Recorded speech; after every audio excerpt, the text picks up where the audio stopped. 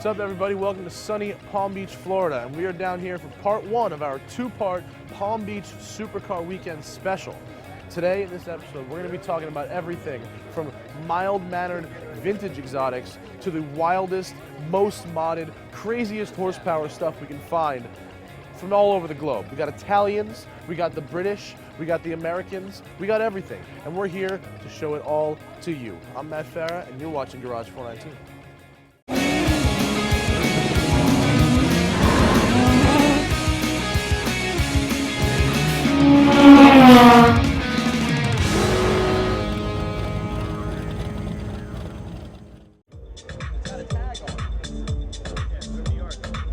We got the new Dodge Viper ACR. In fact, we got another one right there. We got red and we got gray.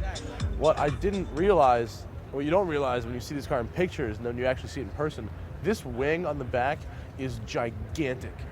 This thing is huge. And we all know the facts about this car. 7 minutes, 22 seconds on the Nürburgring. Whether that's because of downforce, horsepower, or tires, we don't know. What we do know is that even though Dodge claims this car made 600 horsepower, it actually has been dyno tested at around 640 horsepower. No, officer, I promise I was not drinking and driving. Can you explain the ice bucket and chalices in the trunk? This year, I am 27 years old. And when I was a little kid in the 80s, I had posters on my wall of all kinds of cars. And by all kinds of cars, I mean all different colored Lamborghini Countach. Here we have an 88 Countach. The best color combination ever for the Countach is the black with the gold wheels, for sure. This is the supercar of supercars in the 1980s. This is a 15-inch wheel. This wheel is smaller than wheels that come on Honda Civics today. And of course, we've got also the US spec bumpers, which I think when this car turns 20 years old this year, we can actually take those off now and drive it as a classic, which I would recommend for any Countach owner. But if we stick our heads in the car, we have the real gems of the collection. We've got the period correct 1988 car phone and the Alpine tape deck. That is what I'm talking about right there. That's your Countach, period correct. Some people like to mod their vehicles, but right at the top of the list of things you should not do to a CLS Mercedes is that. Why? Really? Really? I mean... That's what I'm talking about. Rev it up. Yeah. Rev it up. Rev it up.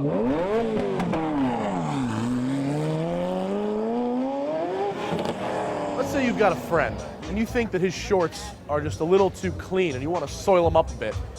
Well, you throw him in the passenger seat of the Radical SR8. 1,300 pounds, 383 horsepower V8, and just the fastest, scariest thing you could ever imagine on a racetrack. 6-speed sequential. I mean, these things, you're talking on the Nürburgring like 6-minute lap times on these things. I rode shotgun in one of these ones. I gotta tell you, I have never in my entire life been more scared in a car, except in my ex-girlfriend's Kia with a bent frame. That was really scary, but this was a very close second to that. This Rolls-Royce Corniche 3 belongs to Rich Kev. How do I know Rich Kev is rich? Well, it's because he saved a lot of money because this Rolls-Royce is only worth about $8,500. I love the Jaguar XJ220 because it's got such an interesting story behind it. Originally, it was conceived as a 12-cylinder, 220-mile-an-hour car, right? In prototype form, they got a whole bunch of deposits. It was going to be very expensive, upwards of $400,000. And then when it made it to production version, actually what you got was a twin-turbo 6-cylinder engine. And even though that still made over 500 horsepower, okay, which is very impressive from a 6-cylinder, especially in 1991, the car only went 217. So because it didn't hit that 220 mark, all of a sudden it was some kind of huge disappointment. There are art cars, and then there are ridiculously crazy art cars. Most people would not bother turning a Lamborghini into an art car, but Brett David from Lamborghini Miami did do that with Mr. Cartoon, famous tattoo artist. And we've got this. It's all done in Sharpie, and it's clear brought over so it stays. I will cop to being a loser, and on my Super Sweet 16 Celebrity Stuntin' Edition, Timbaland theoretically gave this car to his kid. Not true. How do you say borrow car for a day for MTV shoot? Brett still owns it. And here it is. It's really cool. People can hate, I don't care. I happen to like it, I would whip it. Now we can tag this video Nissan GTR. Done. 100,000 views. How many miles you got on this bad boy? About 5,000. Yeah. With like 35. Oh, cool. So it does get driven. Yeah, we like to drive. That's key. Garage419.com. Be there.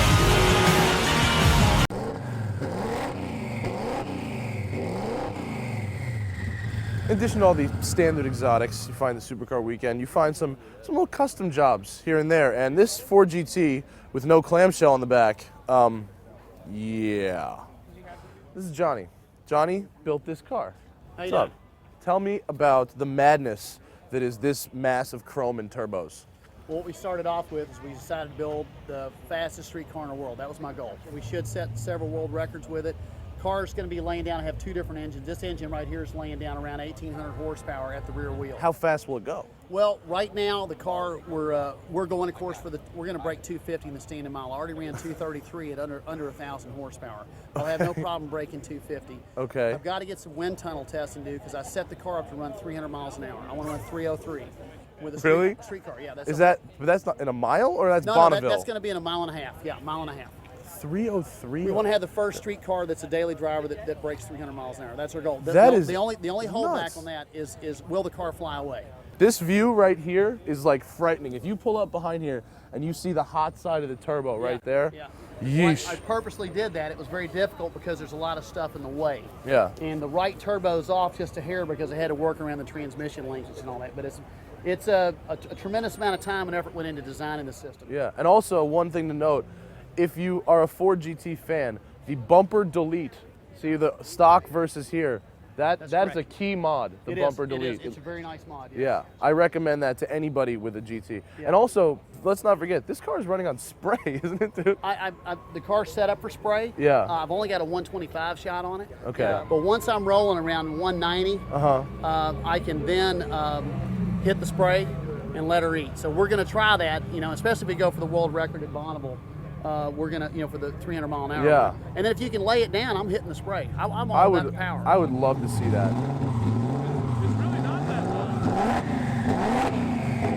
I love it. Well, I appreciate it. It's perfect. It is exactly as a car should be. Keep an eye on it soon. I left the deck lid off so people could see the handiwork. Yeah. Because, good call. and I drive around town like that. People freak out. Yeah. Also, good call. Yeah, it's fun. 300 miles an hour. Yeah. Well, God bless you. The car will do it. The transmission that I have in it now is ratioed out at 265. I built straight cut gearbox, a crash box, like I told you. And then I just pull the nose cone off the back, and I have another 5th and 6th gear that runs me out about 309 miles an hour, 303, something like that. So now I got to find some dude that's got some money who will pay for wind tunnel testing and make sure it's not an airplane, stays a car. Oh my God, I wish I had some money. I told my buddies, if the thing catches on fire, don't put it out. Yeah. If I'm driving it. Yeah, I don't want to seriously. come out there, crippled, wheelchair. No, Yeah. this one is a go for broke kind of car. It is. It's, God bless you, man. You I appreciate it. Keep it going, dude. Thanks a Keep lot, building man. this kind of stuff. I This will, is man. nuts. Rob said if I come to Palm Beach Supercar Weekend and help him sell rentals in this Lamborghini here, he would give me a Lamborghini for the evening. Hello. Hi, good evening. How are you? Someone's supposed to drop off a rental car for me. Is it here? Sure, what's the last name? Farah. Matt Farah? Right here, your keys. Oh my God. What am I, a cab driver? Jesus. So I'm gonna try and sell a rental to somebody. The only problem with this car is you can only fit one girl at a time in the passenger seat. It's like $2,300 a day for the LP640 Roadster. I'll let you drive it, I won't tell anybody. You can go 200 miles an hour in that car. I promise you, I've done it myself. I am slinging cars. This is how he pays off his rental. I'm slinging cars left and right. Sir, would you like to throw money away in the most stylish of fashions? This one, 200 miles an hour all day long. And you can't roll up to a club in a yacht, but you can in this. Am I right? My wife is going to divorce me if I give you that kind of But if money. you have a Lamborghini, you don't need a wife. That's the point. You're right. You go to South Beach, you find 10 wives like that. Jeez, you're a good man. You give me See? a good idea. That's what I'm talking about. I think it's time for us to get a better rental car, don't you think? Freddie. Rob, where are you at? Hey, what's going on, man? I need a car.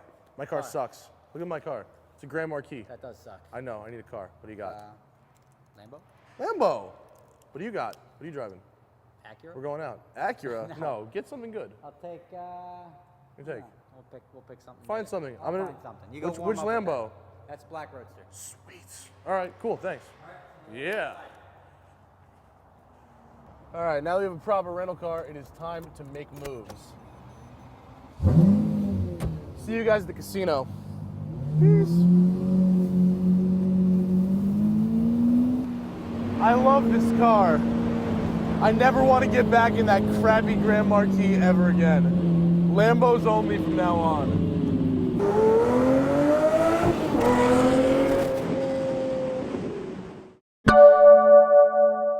Next time on Garage419, we're going to talk about this car right here, the Dino 206 Berlinetta Competizione, one-of-one prototype for the Ferrari Dino, owned by the one and only Mr. Jim Glickenhaus, who's going to tell us all about it, as well as why he updated it and converted it so he could drive it on the street.